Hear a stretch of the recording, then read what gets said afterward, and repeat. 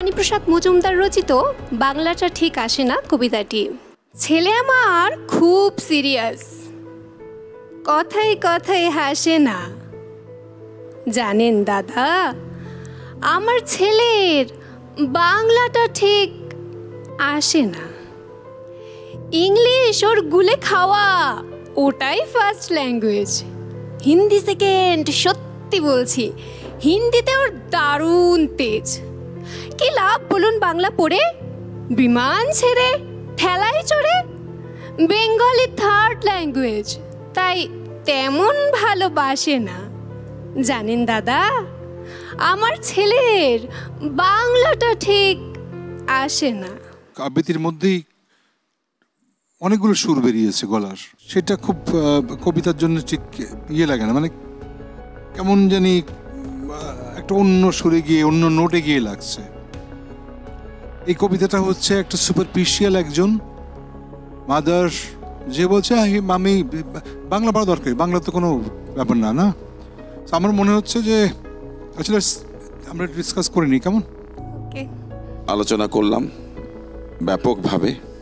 আমরা তোমাকে আরেকটা বার দেখতে চাই। ডেঞ্জার জোনে গিয়ে বসো তুমি আপাতত। Thank you. চলুন নিয়ে নেই ছোট্ট একটি রিফ্রেশিং সানকুইক ব্রেক।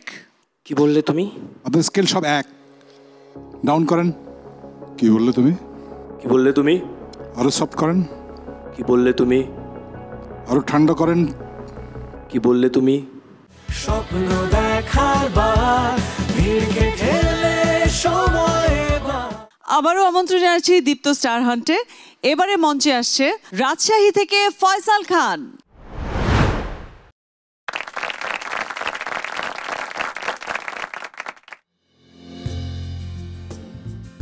আমি ফয়সাল খান। আপনি কি করছেন?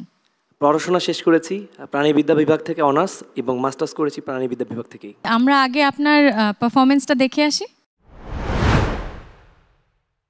তার মানে আমাদেরকে আদালতে যেতে হবে? সেটা ছাড়া অসীমকে ছাড়ানোর এখন অন্য কোনো উপায় নেই। কিন্তু আদালতে গেলে কি হবে নিশ্চয়ই বুঝতে পারছো। মা যে কারণে অসীমকে ছাড়াতে চেয়েছিল সেটাই হবে। সবখানে জানাজানি হয়ে যাবে। মানে আমরা যে ব্যাপারটা সবাই মিলে গোপন রেখেছিলাম সেটা আটকে রাখা যাবে না। তাহলে কি পুলিশের সাথে কথা বলবো? লাভ নেই, ওনাদের পক্ষে আর কিছুই করা সম্ভব না। কিন্তু চিন্তা আমার একটাই, তোমার বিয়ে নিয়ে বিধি। দেখা যাক না কি হয়। একটা বিয়েই তো, যদি ওয়াসিমের সাথে না হয় না হবে। মানে ওয়াসিমের সাথে যদি তোমার বিয়ে না হয় এটা নিয়ে তোমার কোনো চিন্তা নেই? আছে তো, আছে।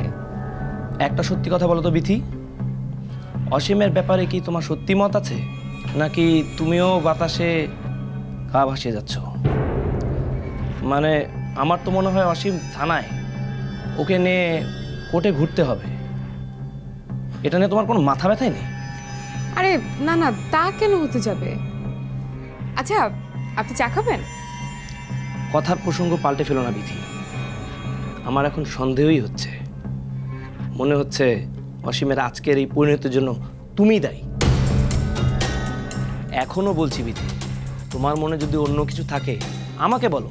অসীমকে এভাবে মাঝখানে রেখে ঝামেলার মধ্যে ফেলার কোনো মানেই হয় না। আপনি বোধহয় কফি খাবেন। থামো বিধি, আমার একটা কথা শোনো। অসীম তোমার কাছে যদি যোগ্য বলে মনে না হয়, নাই হতে পারে, কিন্তু তাকে এভাবে তুমি শাস্তি দেওয়াটা কি ঠিক হবে? আমি তো কাউকে শাস্তি দিচ্ছি না, যে যেটা প্রাপ্য সে সেটাই পাচ্ছে। আপনার পারফরমেন্স আপনার কেমন লাগলো? যেহেতু আমি অভিনয় করেছি আমার কাছে আমার ভালো লাগে, কিন্তু আমি আরো উন্নত করার চেষ্টা করি সবসময়। আচ্ছা, ওর কাছে মনে হতেই পারে ওর অভিনয় ভালো হয়েছে। কোন জায়গাগুলো বেশি ভালো লেগেছে? একটু অ্যাংরি, যেখানে কনফিউশনে ছিলাম যে তুমি আসলেই তোমার কোনো চিন্তা নেই। এই জিনিসগুলো আমার খুব ভালো লাগে, যে অবাক হয়ে যাচ্ছি, রাগ আসছে, আবার কনফিউশন, এরকম তিনটা আলাদা ইমোশন। এক লাইন কোনো একটা, যে কোনো একটা ডায়লগ বলে এই তিনটা আলাদা আলাদা করে দেখান তো। অবাক হয়ে যাচ্ছেন, রাগ হচ্ছে, আর কনফিউশন। মানে তুমি যা বলছো এটা কি সত্যি? সেম ডায়লগটা এবার বলুন। রাগ রেগে রাগ